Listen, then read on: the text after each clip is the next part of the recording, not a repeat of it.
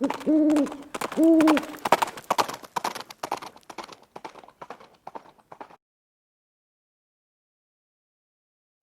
hey guys, it's Viejo here, and we are into the end of the first week of February here in 2023, and we got kind of a showery, rainy day here on the central coast of California. Not particularly cold. I'm looking at 62 degrees here in the garage, a little bit warmer than that actually outside, but it's fixing to rain again. So that's fine. We got some indoor time here today at the bench. Today we're up to episode 3 of this 68 series. And before we go any farther, let's kind of quickly review what we got going on here. I've got 7 different molds that cast a bullet akin to the Hensley Gibbs original number 68, the time-honored target 200 grain bullet for the 45 ACP. And I cast up 7 different bullets that are all very, very similar. This original Hensley Gibbs design is kind of the grandparent of all of the bullets that you've seen so far. And so we have cast all of those already and got enough bullets up to run some testing. I did create a playlist. If you go to the main channel page and there's a folder up there, a button you can click that says playlist, and look down and it'll say the 68 series. You can go back and see each of those casting sessions if you want, as well as the previous episodes of the main part of the series. What we're going to look at doing today is making dummy rounds to be sure that we've got a round developed that's going to function in our firearm. And the firearm that I've decided to use is this nice Kimber Raptor 1911 45 ACP firearm. Okay, this was one of my favorites. It shoots very, very well. Okay, so we're going to use that one, and so the rounds that we develop are all going to be geared towards this one. This particular firearm has a fairly tight chamber, and anything that functions in here will function in all my other 45 ACP firearms, and I just know that from experience. If they'll fit here and function here, they'll function in everything else. So this is a good choice then for us to work with today. All right, so the objective has kind of been to see whether or not I can come up with a cartridge design that will work with all of these bullets, a recipe, if you will, that will work the same for each of these. Can I load these all to the same cartridge overall length with the same powder charge or not? Well, that's what we're going to explore today. All right, so we'll take a look at what we have got to work with. And what I'm going to show you here today is a method that is helpful to me that I've used in the past when I've got limited published loading data available to me. Okay? And plus this time we got 7 different cartridges to come up with, right? We've got 7 different bullets. And as we're going to see here, only one of which has any currently published load data. So this is a method that works sometimes, may or may not work for you. Okay, you can be your own judge on that, but let's get into this. First of all of the 7 bullets that we are using, the Hensley Gibbs, the Lee, the Lyman bullet, 2 MP bullets, an RCBS, and a Seiko, the only one that has any currently published data is the Lyman bullet, okay, 4.52-630 bullet, all right? That's the only one that's got any published data in our Lyman cast bullet handbook. There is a little bit of data in the old RCBS manual, but this one hasn't been published in a long time. And the data that's in here is not as complete as what we've got here. There's not as many powder choices. This guy doesn't give you a cartridge overall length to work with, where the Lyman book does. All right, let's take a look in here at Lyman. All right, according to Lyman in the Cast Bullet Handbook 4th edition, we can see that their suggested cartridge overall length is 1.235 inches. They're also talking about the trim to length of their cases being 0.888. The cases that I'm using are very near that, right at 0.890 plus or minus a thousandth or so. Okay, so we're real close there. Let's take a look at what that cartridge looks like with that bullet loaded to that overall length and see if it actually fits and will cycle in the firearm that we're going to use. All right, here's our Lyman bullet loaded at 1.235 exactly. Okay, we've got, yeah, that's usually about where I crimp at 0.471. Okay, that's just enough to remove the flare. Here's the barrel of our Kimber Raptor. Let's see if we plunk. Got a good sound. Okay, we can see that we are below flush here. Okay, she rotates easily in there and drops right back out. So that's a good fit. Okay, it's satisfactory. All right, let's see how our Lyman dummy round will work out. Let's find out if it'll feed. We know that it chambers when we just drop it in. So here's our Kimber Raptor. I think this is the one we're going to end up using at the range. And as you can see, we're clear here. Okay, there's nothing in there. Okay, and the rounds here that we're going to be dealing with here, these are all inert dummy rounds. Okay, no primer, no powder. So what I'm going to do is load up a couple of dummy rounds first, and we'll put that Lyman round in there under a little bit of spring tension. All right, there it is loaded in. And our dummy round chambers out of the magazine just fine, no problems. And then that's the same test then we'll use for all of these other rounds, including the H&G number 68, to see if they will chamber into the barrel and if they'll feed successfully out of our magazine. As you saw then, we had some pretty good load data for this Lyman bullet, and we'll talk next week about what powder and primers, the other components we're going to use.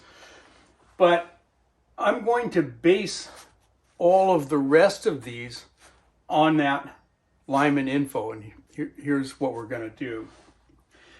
It's tempting to want to say, well, shoot, these are all approximately 200 grain semi-wad cutter bullets, and the Lyman is basically a 200 grain semi-wad cutter bullet, so I should just be able to go and load these all at the same cartridge overall length with the same powder charges and be fine, right? No. Okay, we have a couple of concerns. First of all of these bullets were different lengths, okay, as we saw from the previous episode when we measured them all. And that means that if we try seating them to the same overall length, we're going to have differences in the case capacity below the base of that bullet. And that's going to result in pressure differentials from bullet to bullet to bullet. Okay? And that can be a concern. We got to pay attention to that. If we take, for example, the long Lee bullet and seat that to the same cartridge overall length that we use for the Lyman, we're going to have less case volume under that bullet. And that can result in increased pressure if we try to use the same powder charge that we use for this one. And that's not a good idea. The other concern is that if we seat all of these to the exact same length as the Lyman, they may or may not function in our firearm.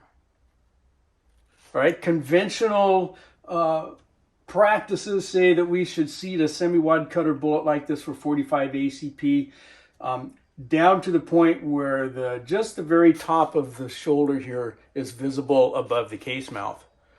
And you could kind of go off that and just pick any one of these and seat them that way and see what you end up with cartridge overall length. But then again, you're not going to know what's going on as far as case capacity goes, and therefore you're not going to be too sure about internal pressure either, right? And the case capacity there is not the only thing that affects the pressure, right, when that round goes off. So we'll talk more about that next week when we talk about loading these guys. So we're going to take, again, there's a couple of approaches you could take. You could say, well, I'm just going to load them all to 1.235 and start way low and work my charges up and determine our safety that way. Assuming then that the cartridges at that length will actually chamber and function in your firearm. And that's fine. Okay, that's a good way to do that. I've done that in the past. In fact, if you remember with the 6-shooter Texan 380 ACP bullet, we went through developing a dummy round for that one, and that's kind of the approach we took there. We worked with changing the cartridge overall length until we got to a point where it would finally chamber in the firearms that I needed to use it in, and then we worked up our load from there because there's no load data at all for that bullet. Okay, so let's dive into this then and take a look at what may or may not happen. Can we seat these all to the same overall length, or should we seat them differently to the point where each one of them has the same case capacity under the base of the bullet? All right, we have all of these now seated to 1.235 inches. Let's see how they perform as far as fitting into our chamber. Before we do that, let's go in here close and take a good look and see how we are up against the case mouth. See, we're right up there, right close to the shoulder on all of these. Nothing too outrageous looking. This one here, we've got a little more shoulder sitting. That's the MP no lube groove. Okay. But they all have the same kind of appearance. Right, the Lee looks like it may have a little more shoulder sticking up there. Okay, that's the Hensley and Gibbs, Lee, Lyman, MP hollow point, RCBS, and Seiko. Let's try them in the barrel. All right, here we go. Here goes Mr. Seiko. Nice plunk sound, pops right back out. Okay, here's the RCBS. Nice plunk. Should have showed you guys two of these. They're all down there just below flush against the hood there, okay? Pops right back out of there, no problem. Here goes the MP, no lube groove hollow point. That one plops down in there, and again, okay, we're below flush here, and we slide right back out. Those are looking good so far. Okay, here is our other MP. This is the plain base, non-hollow point. Okay, good plunk, good fallout. Here comes our Lyman, which was our test piece, kind of. Okay, again, plunks in there well. The Lee, good plunk, comes back out. And finally, the Hensley and Gibbs. Okay, again, plunks in there well, below flush, and slides right back out. So all of those would seem to fit the chamber just fine. The problem then, again, is that since all of these bullets are of varying lengths, seating them to the same cartridge overall length leaves different amounts of case volume below the bullet base. So compared to the Lyman, only the Seiko, the MP plain base, and the Lyman itself will have the same amount of case volume under the bullet base, when seated to 1.235. Okay. All the rest of these guys have different bullet lengths. Okay. The Lee, in order to have the same amount of case volume under its bullet base, would have to be seated out longer. Okay. This guy here would need to be a little bit shorter. Okay. This guy here needs to be a little bit shorter in order to have the same case volume underneath. So let's go take a look next and see what these four might need to be seated at to have the same case volume as these three. All right, so here's our Lyman bullet loaded into the cartridge at an overall length of 1.235 inches. And here's the bullet at 0.630 inches from the base up to the nose. Okay.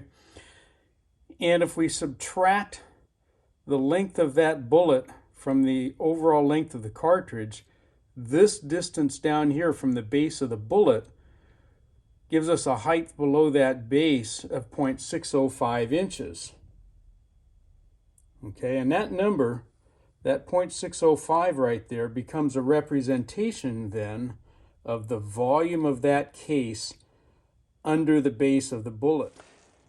We have to interject something of a caveat here, and that is that what we are using as a representation of the case volume really is our measurement clear down to here on the case, and we know that there's no powder going into this section of the case all the way down to this point, right, on the head of the case. Furthermore, the older these cases get, the more times they've been slammed into battery, the shorter they get, and that's going to have some effect here too. So just kind of keep that in mind, that this value that we're saying here, okay, the height below the base of the bullet, may vary from case to case, and it may vary even more with older cases. And what I would like to do is find the overall length of the cartridge for each of the other bullets that will give me the same case volume under the base of the bullet. In other words, an overall cartridge length that will give me this same 0.605 inches here below the base of that bullet. So let's take a look at the simple subtraction thing that we got to do there.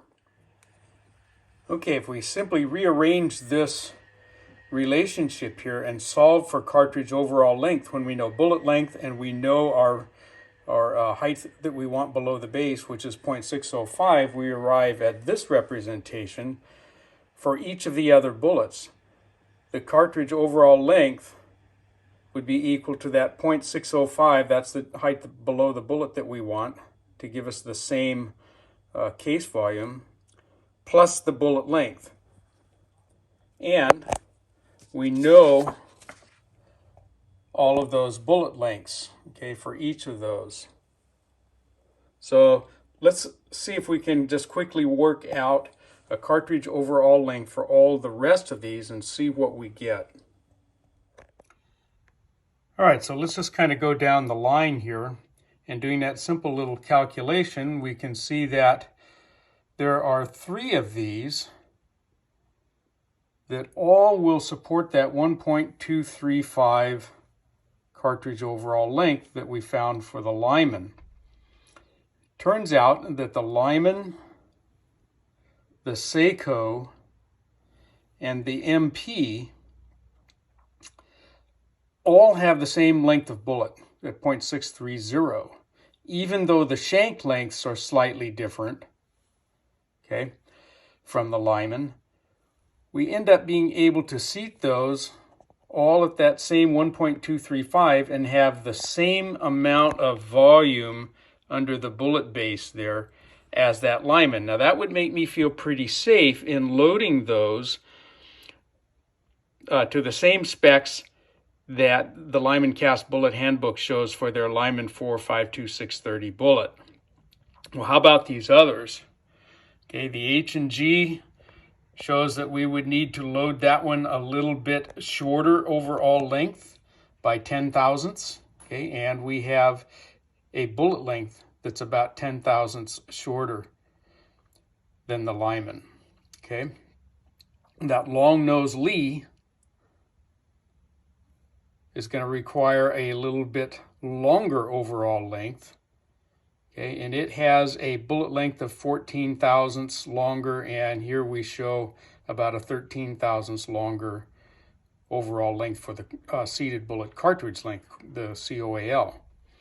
Okay, and then down here with the no lube groove MP bullet, okay, we got a bullet length that's 10 thousandths shorter than, that's 20 thousandths shorter than the Lyman bullet. And we're in here at about 20 thousandths shorter overall length. Okay, the RCBS bullet Okay, again, 20 thousandths shorter than the Lyman.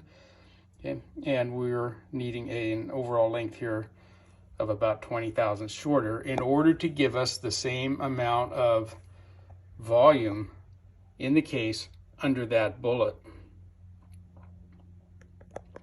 So knowing the bullet lengths, okay, is handy. We're going to talk a little bit more about this column, this length of the shank of the bullet, in a few minutes. And this all looks well and good. Okay, we've got good overall lengths here that we can go use. They kind of make sense. The difference in the bullet length, okay, compared to the cartridge overall length seems to sort of coincide there. But it still remains to be seen whether these things will fit the barrel chamber for the firearm. So just for grins, let's go ahead and make dummy rounds for all the rest of these and see if they'll fit the barrel. There we go. We've got a dummy round made up at an appropriate cartridge overall length that gives us the same case volume under the bullet base for each of these bullets then. Let's go ahead and chamber check these then at these overall lengths. So here's the Hensley Gibbs. Okay, drops down in there, plunks just fine, rotates in there just fine, comes out of there just fine. Remember, that one's pretty short with the top of that top driving band right up against the case mouth there. So here's our Lee bullet then, the one that we had to load kind of long. Let's see if that will go. Sounds good. And I can rotate it. Okay, it's doing okay. Pops right back out of there. The Lyman we already tested, right, at that length, so that one's good to go. Here's our MP HG68. Okay, and again, rotates in there just fine. Comes out of there, no problem. Here's the other MP. This is one of the shorter bullets. Okay, all looks good. Okay, all of these, we're looking to see, are they fitting in there below flush here? Can we rotate them? Okay, and do they come right back out? That's my process for a chamber check. Here's the RCBS bullet. Okay, another one that's loaded pretty short. Okay, drops in there fine.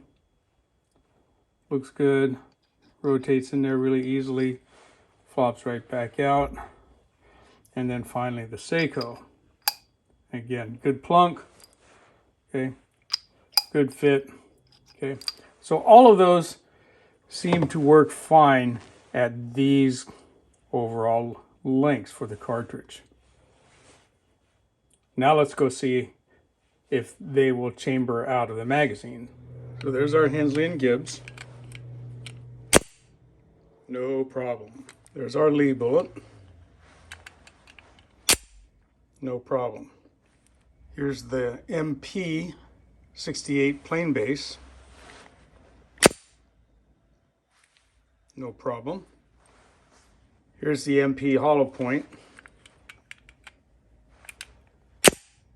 Easy peasy. Okay, here's the RCBS bullet. Hard to see with that dark color. No sweat. And there's the Seiko. And again, easy to chamber, no problems. All right, so there we are. I've decided that what I'm going to do is I'm going to seat these all to a cartridge overall length that gives me the same case volume below the base of the bullet for each of these. We did a quick function check, as you saw, and they all seem like they're going to chamber okay. What we will do from this point forward in the next episode then is talk about the load that we're going to use. We'll pick a very safe starting point and take them to the range and test fire them, get a little chrono data and see where we are. The range of bullet weight, okay, the spread here is not really extreme. The lightest weight was 192 grains right here, and we had 3 of them that were at 203 grains and a couple others that were in between. When seated to the lengths that we had a couple that were very, very close. I would call marginal as to how short they are with relation to the top of the shoulder to the case mouth. If we seat these guys much deeper than that, we start compromising our crimp or run the risk of compromising the crimp. So we don't want to go much shorter. The Hensley and Gibbs one up here at 1.225 is the one that kind of comes out the closest. And we'll go ahead and load these that way anyhow and see how they do. I think that perhaps I'm going to want to pull that one out just a little bit more, which should be a safe thing to do. All we will do there is increase the case volume, and that would tend to reduce pressure by a little bit. We don't really need to come out much, and it may turn out that they work just fine here. We'll see. I'll tell you right now that I have loaded and shot many of these at an overall length longer than this. Okay, but for the sake of this demonstration, this is where we're going to seat these and load them. Again, this is kind of a tricky process a little bit, okay, when you don't have load data for these guys. But what I'm trying to show you here is there are routes that we can go that will increase your safety margin. We still got to follow our old tried and true practices of starting low and working up our charges. Okay, you can't just go in willy-nilly and say, well, hey, for the Lyman 4.52630 bullet, their max charge was X, and so I'll just seat these all the same length and go max charge for those two because they're all the same kind of bullet. No, okay, you don't want to do it that way, guys. I think we'll end it there today. In the next episode, we'll talk about the components we're going to be using and where we're going to start with our beginning charges, and then beyond that we'll go to the range and shoot them and get some chrono data and see how they perform that way. All right, guys, for now that's all she wrote.